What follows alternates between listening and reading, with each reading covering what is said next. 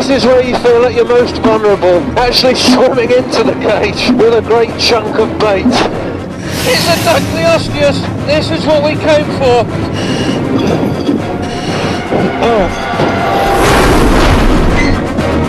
This is Nigel Marvin.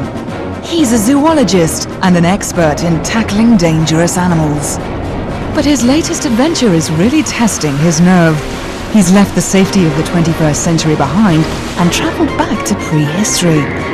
His mission, to visit the 7 deadliest seas of all time and to come face to face with the most terrifying sea creatures that the Earth has ever known. So far he's experienced 3 of the deadly seas, and from here on it's only going to get worse.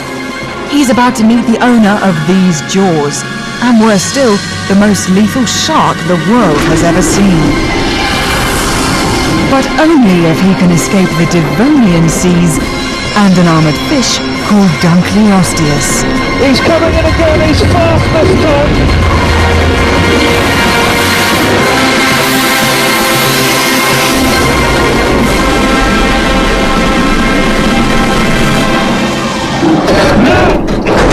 Slam the cage again! This is getting serious. He really walloped the cage. Dented the bars there. He really wants this bait. I want to win the bet I had with the crew. This sea monster, I'm sure he can slice through chainmail. Look at that, he's coming closer. Oh, God! Nearly wrenched my arm out of the socket. And it is chopping through that, slicing through it, chainmail and all. And I have won my bet. There's a little Dunkleosteus here, right underneath me. He's looking for little tidbits. These armoured fish, they flourished for around 50 million years, then all of them became extinct. Wow! Wow! Listen to that. It makes you shudder. The big predator is crunching through that juvenile, crunching through the plates. The Dunkleosteus was certainly showing its true form. It's not just a predator, it's a cannibal as well. And as for its table manners... Believe it or not, this is normal behaviour. The Dunkleosteus isn't being sick, but a fish like this that feeds on armoured food needs to get rid of the indigestible bits, and it's regurgitated the bits of fish armour, and in this case the chainmail, and this is perfectly normal. Normal for 360 million years ago. Maybe. But there's no time to rest on laurels. They've yet to reach the halfway mark in their voyage through the most perilous seas of prehistory. Ahead of them are 4 more ever deadlier encounters. Next up, our time-travelling crew heads to an era closer to the present day. In fact, it's a mere 36 million years ago, which is midway between the extinction of the dinosaurs and modern day. It's home to the meanest sea mammal that has ever lived.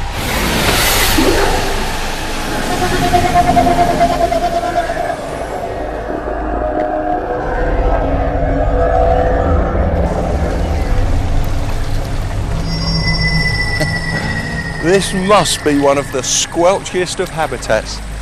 Mangrove swamps, they're lush, muddy, and there's water everywhere, as far from a desert as you could imagine.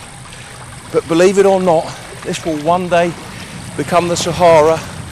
I'm on the site of what will become Cairo, and if I stood here for 36 million years, the Egyptians would come and start building pyramids on my head. The Eocene is the beginning of the time of mammals. They rule the earth, they rule the sea, and as I was about to find out, they even rule the bit in between.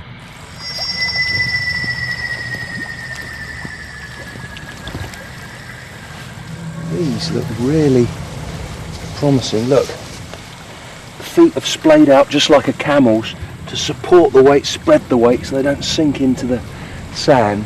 But it's a really curious track. Look, they're widely spaced. Most animals, when they walk, it's 1 foot in front of the other. It's almost like this animal swings the weight of its body from side to side as it's walking along. This is really weird. So it must be a big animal that waddles along. Let me see if I can.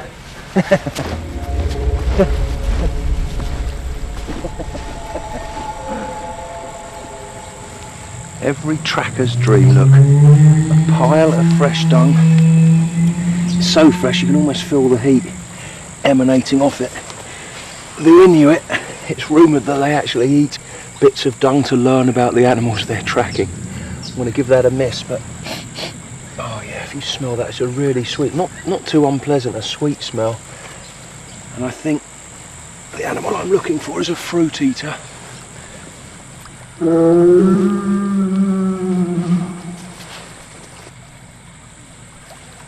come on. Keep quiet. It's the only animal that waddles like that. It is a surreal creature with a funny name. It's called an Arsinoitherium. These creatures have extraordinary horns. You can tell this is a male because they splay out. The females, they're much more vertical. And this is what he uses for defence and for fighting.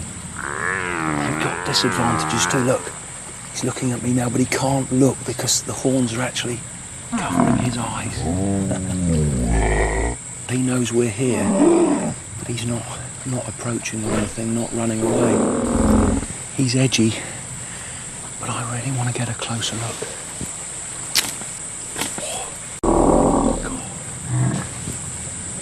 I'm going to try something, see whether he'd like to eat something from the 21st century.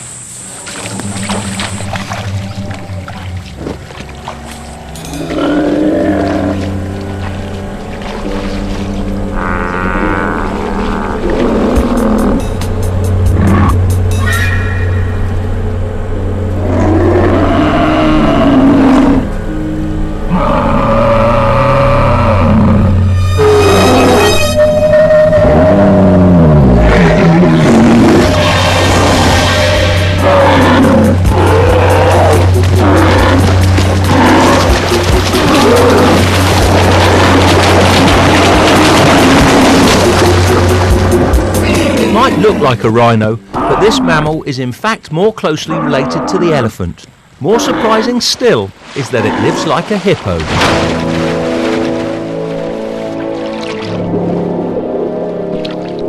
Arsinoitherium is a sea monster after all, well, at least an amphibious one. There's plentiful food in the mangroves for a huge vegetarian like this, but living here is difficult.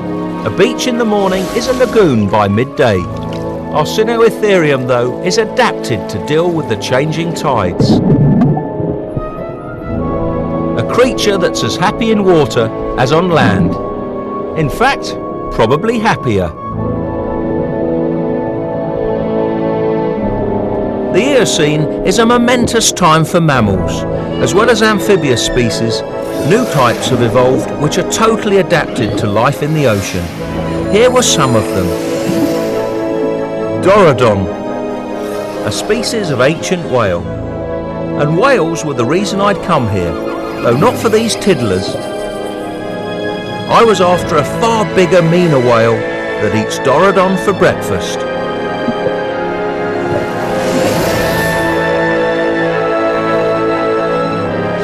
It was time to find the tyrant that rules these waters.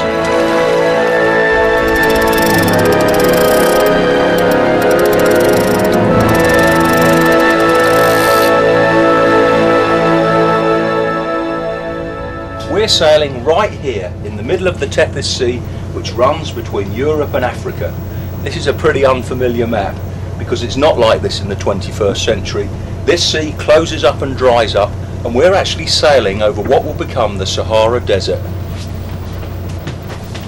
And this is the monster that we're looking for. Basilosaurus, that name means king lizard, because when these fossils were first found in 1832, they were thought to be giant reptiles. But this is in fact a primitive whale. Here's an artist's impression from around 1960, and as you can see, they thought Basilosaurus were very reptilian too, just like sea serpents or even the Loch Ness Monster. And this skull is what's chilling to me. There's no whales with skulls like this in modern times. Great peg-like teeth at the front of the jaw for seizing prey. Once inside the mouth, the prey is then sliced up by these big teeth at the back, great big cusps at the top. They are for slicing through flesh. This is by far the biggest predator in Eocene seas. Drop the anchor! But how on earth do we find one? The configuration of the bones in the fossil skulls of Basilosaurus is really good evidence that they can hear pretty well. Modern whales, they are so noisy, and we're hoping that Basilosaurus is just the same. We've got underwater recording equipment here, and if we can eavesdrop on their conversations, we should be able to locate where the whales are. Fingers crossed on this one.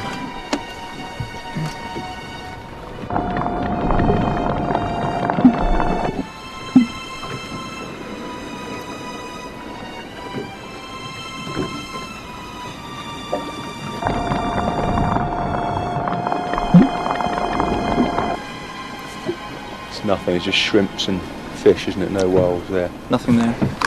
Let's move off somewhere else. Okay.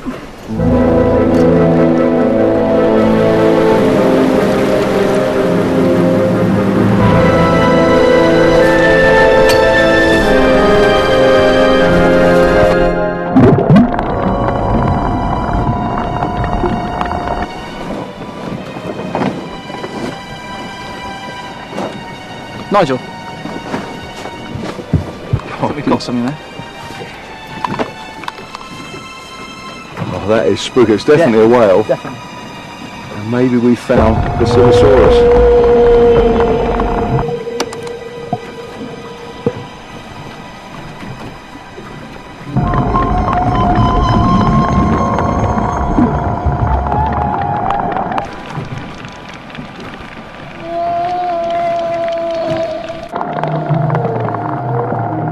The whale's still in the vicinity, but where is it? The trouble is, sound travels much farther and faster in water than in air, and he could be miles away. So what we need to do is try to entice him to us. That sound, that eerie sound that you're hearing, that's what we recorded earlier, that's his calls, but we're playing them right out into the ocean with a massive speaker, and hopefully he'll think there's another whale in his territory and come towards us.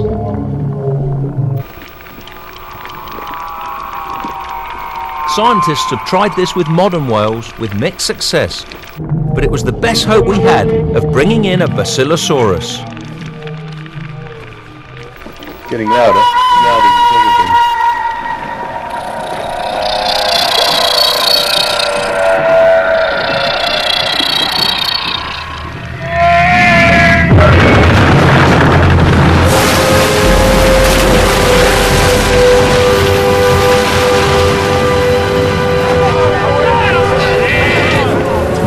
How long these animals are going to hang around? You've got to be fast on this one.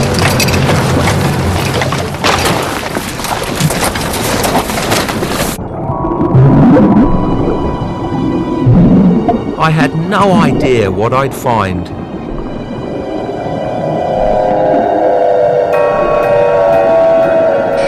So this is exciting. It could come from anywhere beneath me, behind me. So I'm actually using the boat as a shield. This big shape here, it's as though there's a really massive super predator around, so they won't come in too close. They haven't got as big a brain as the modern whales, they're not such social animals, so they may treat a person as prey.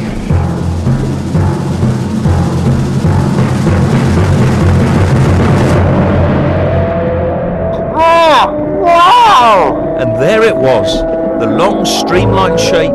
This had to be Basilosaurus. But it was nothing like the sea serpent of early drawings. It was a whale, but unlike any I'd seen before.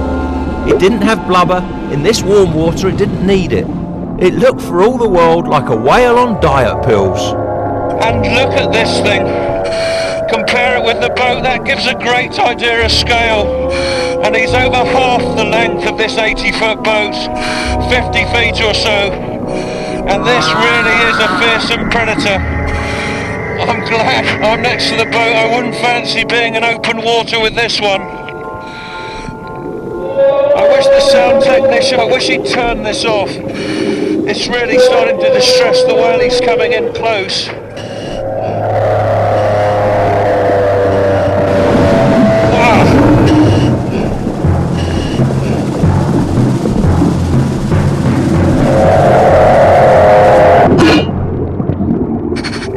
Bit in the speaker off. He's shaking it like a terrier shaking a rat. So we've lost our speaker, but it doesn't matter. We had a really brilliant view of a Basilosaurus. This, though, is a world on the verge of great change. The continent of Africa is moving north towards Asia and Europe, causing this ancient seaway to disappear. Basilosaurus will disappear with it. Next in store is the Pliocene, the time when our earliest ancestors were starting to walk upright. It's surprising what lived in our seas just 4 million years ago.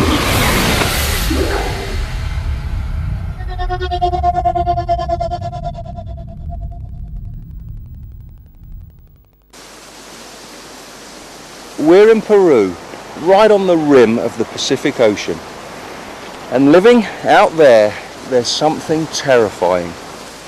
So if you're afraid of sharks, you'll be a gibbering wreck when you see what we're going to try next. Look, the most famous jaws in history are great white sharks. I've swum with those in the open ocean, but they're minnows in comparison to the prehistoric shark I'm hoping to meet. Megalodon, the biggest carnivorous fish that's ever lived. That name Megalodon, what it means big tooth.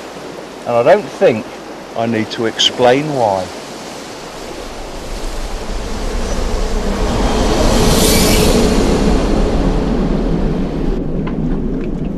By hunting a Megalodon, we were getting into ever more dangerous waters, and caution had started to creep in amongst the crew.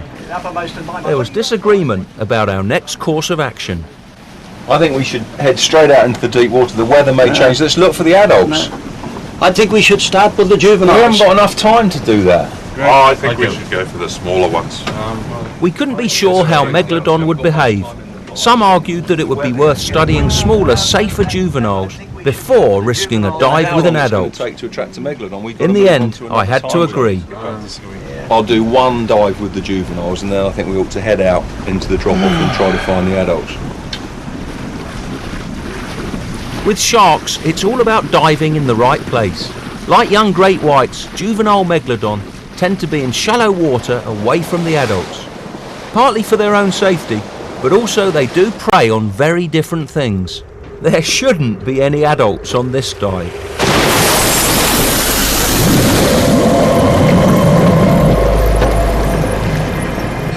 I'm hugging the kelp here.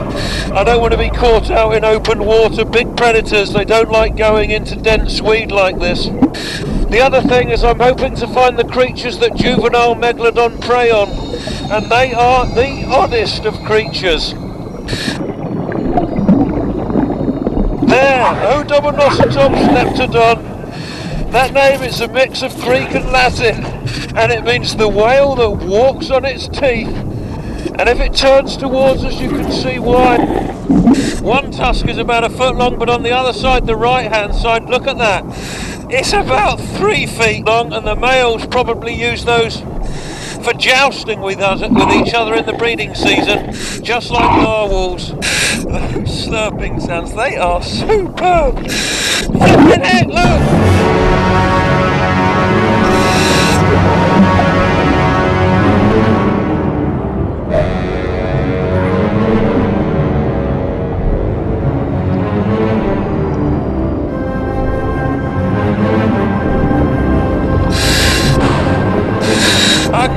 Take my eyes off that. The biggest great white shark ever was just over 20 feet long. That thing It must be just 3 years old, and that's that size already. Just imagine diving with a full-grown megalodon, 20 times the weight of this one. What had I let myself in for? We'd seen a juvenile megalodon, but we hadn't yet learnt that much about them. I specifically wanted to see how they hunted. We couldn't just wait around for an attack to happen. We needed to make it happen. This Odobonoceratops, it wouldn't fool you or me, but hopefully as a decoy it will fool the juvenile megalodons. If they're anything like great whites, when they see this in silhouette at the surface, they should come up to investigate, and it will enable us to learn a bit more about them.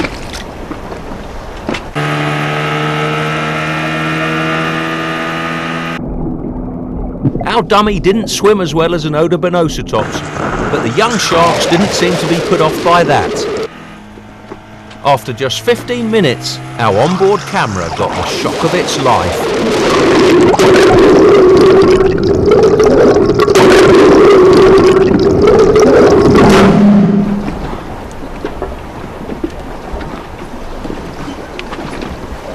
Look at what's happened to the decoy. Did it hit it from below? Straight up from underneath. You can see the damage that was done here. It seems that Megalodon has one of the same hunting techniques as great white sharks. What they do, they can't afford to be injured by their prey. They sneak up from below, make a devastating attack, and the power of that big fish, well, look what it's done to this decoy. This is obviously weaker than a real animal, real sinew and muscle, so that's why it smashed it in two. But if this was a real animal, it would of course bleed to death. Then the shark would come in when it was really weak and then make the final coup de grace.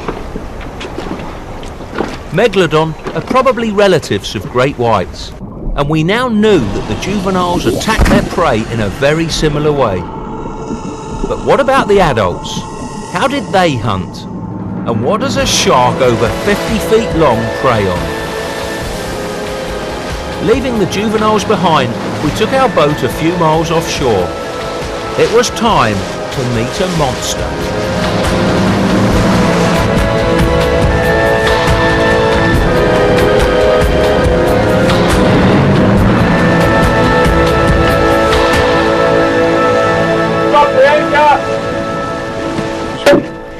Anyone who's tried to get close to sharks knows this eye-watering stench. It's the smell of chum. That's a mix of fish blood, fish oil, bits of fish pieces. What we're going to do is throw that over the side. There'll be a trail of odour which will go for miles in the current. A megalodon will smell that and start zigzagging towards the boat. When it gets close, we've also got this amazing delicacy for it, a great big bag of fish chunks, and that should entice it and keep it around the boat. And if they do come, what we've got here is Shark Cam. There's a little camera inside this. We want to get an insight into the world of the megalodon. I've got to get close enough to attach it to the base of the massive dorsal fin of a megalodon. It won't hurt the shark. This will dissolve in a couple of days. The camera will pop up to the surface, and then we'll find it and hopefully get some insight into the behaviour of the wild megalodon.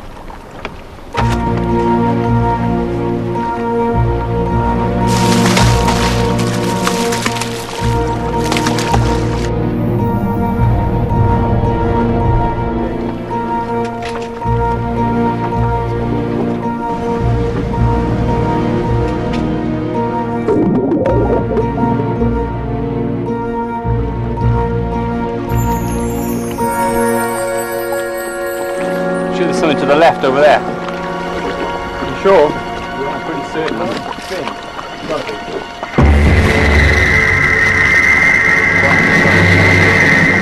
Look at that thing. It can't be anything else but an adult megalodon. It's more like a sail than a fin, and what we've got to do now is get the cage into the water.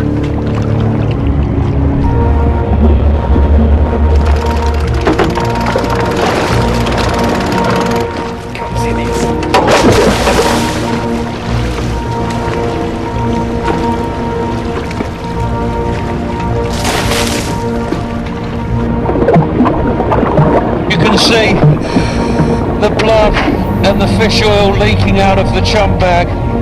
I need to be really prepared for this with the camera. We may only get one chance at it. Who knows how long the megalodon's going to hang around.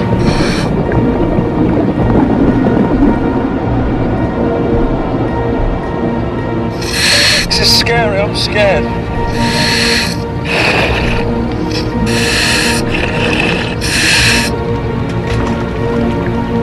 Look, it's coming straight for the cage.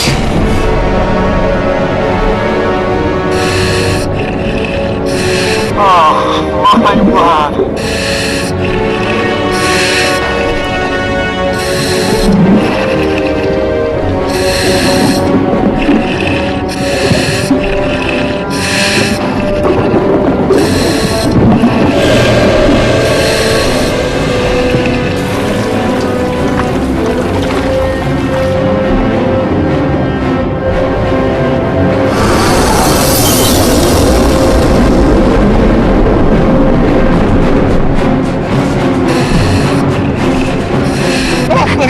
You for this.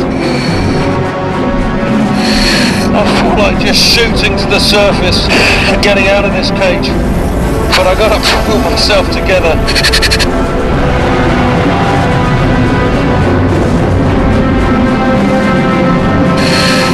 I must admit I am really scared of this.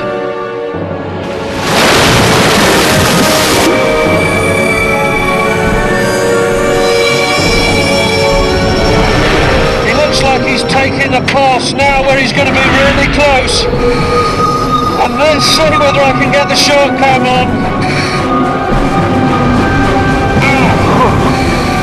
Missed that time.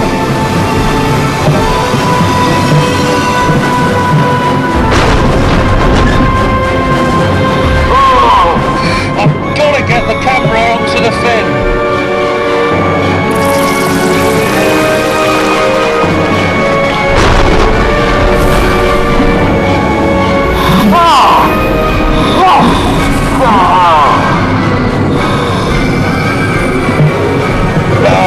This is hopeless. This is harder than I thought. The fin is just too high.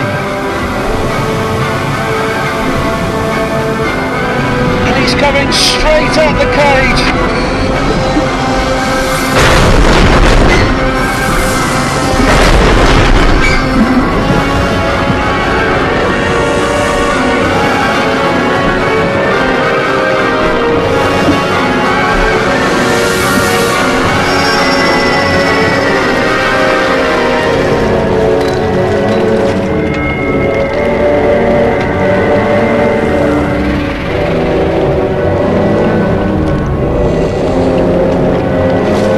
Attach the camera from the cage, so I'm going to try from this platform. The chum ball, don't put it over the side, keep your eye on the shark, see if you can get it in a line along here, please, and I'll be ready.